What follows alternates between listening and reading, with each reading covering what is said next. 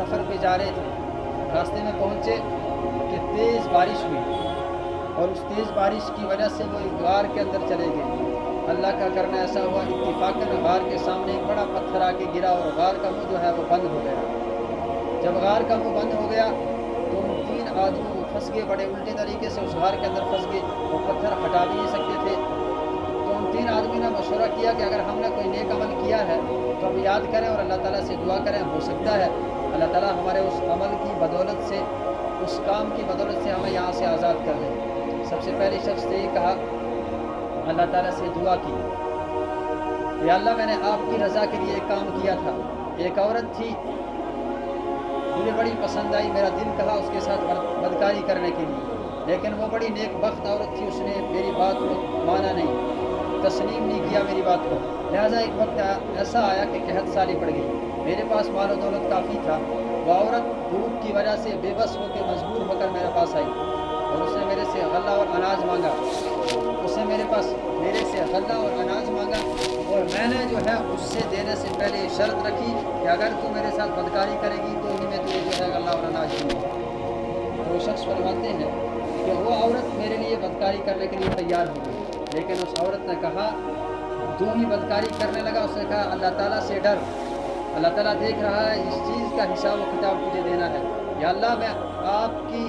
کے ڈر، آپ کے خوف کی وجہ سے ایک دم سے پیچھے ہٹ گیا، اور یہ آپ کی رضا کے لیے میں نے کیا تھا۔ اللہم ان کنت فعلت ھذا ابتغاء وجہک فاکشف عنہا ما فیہ، یا اللہ میں نے یہ آپ کے لیے کیا تھا، اس میں صرف رضا الہی تھی اور کچھ نہیں تھا، اگر آپ کو میرا عمل پسند ہے تو ہمیں اس مصیبت سے آزاد کر دیں۔ تو لکھا ہے کہ وہ پتھر تھوڑا سا ہٹ گیا، تھوڑا کھل گیا۔ دوسرے شخص نے اپنا نیک عمل بتایا کہ یا اللہ ایک شخص آیا میرے پاس، دہاڑی لگانا مزدور شخص آیا، مزدور پیشہ شخص آیا، اس نے جو ہے دن میں مزدوری کی، شام کو جو غلہ اناج میں نے اس کو دینا تھا اس نے لینے سے انکار کر دیا اور وہ واپس چلا گیا۔ وہ غلہ اناج جو میں نے اس شخص کو دینا تھا وہی اٹھا کے میں نے اپنی زمین میں بو دیا، اور اس زمین سے جو غلہ اناج ہوگا اس کے میں نے پیسے لیے اور کچھ جانور گائے بھینس میں نے خریدے اور پال کر ایک بڑا ریوڑ بنا لیا۔ ایک وقت ایسا آیا، وہی مزدور میرے پاس آیا اور مجھ سے آ کے کہنے لگا، میرا وہ غلہ اناج جو آپ کے پاس تھا مجھے دے دیجیے، اور شخص کہتے ہیں کہ یا اللہ جو غلہ اناج میں نے اس کا اس وقت بویا تھا اس سے جتنا بھی فائدہ مجھے ہوا، میں نے اس شخص کو کہا کہ آپ کے اس غلہ اناج کی وجہ سے میں نے اتنا مال پال کے رکھا ہے، جا یہ سارا مال تیرا، اس کو پالنے والا جو میں نے ایک چرواہا رکھا تھا وہ بھی میں نے تجھے دے دیا۔ تو یا اللہ اگر میرا عمل یہ آپ کو پسند آیا ہے، اللہم ان کنت فعلت ھذا ابتغاء وجہک فاکشف عنہا ما فیہ، یا اللہ اگر یہ میرا عمل تجھے پسند ہے، میں نے صرف تیری رضا کے لیے کیا تھا تو ہمیں یہاں سے آزاد کر دے۔ تو لکھا ہے کہ وہ تھوڑا سا پتھر اور ہٹ گیا۔ تیسرے شخص نے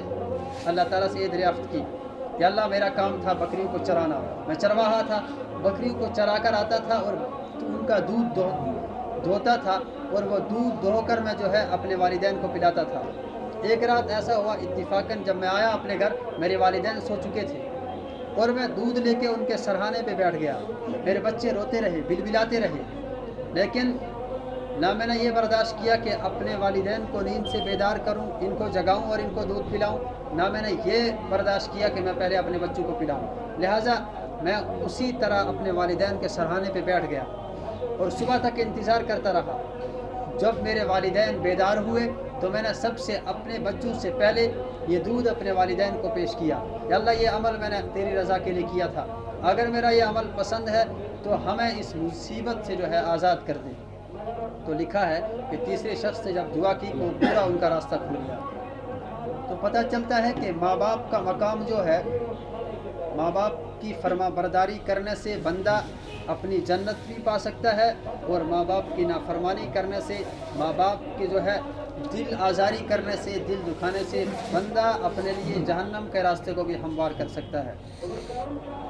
اس لیے فرمایا کہ اپنے والدین کے سامنے فَلَا تَقُل لَهُمَا أُفٍّ وَلَا تَنْهَرْهُمَا، ان کے سامنے اف تک نہ کہو۔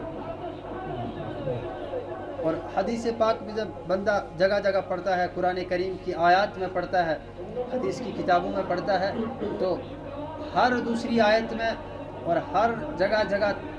حدیث پاک میں ماں باپ کی فرما برداری کے بارے میں لکھا ہے کہ جو شخص ماں باپ کی فرما برداری کرتا ہے اس کے متعلق کہ اس کے درجات اللہ تعالیٰ کے ہاں کیا ہے. ایک حدیث پاک ہے، حضرت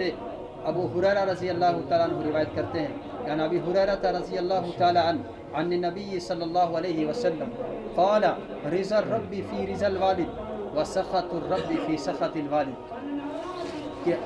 ماں باپ کی ناراضگی میں اللہ کی ناراضگی ہے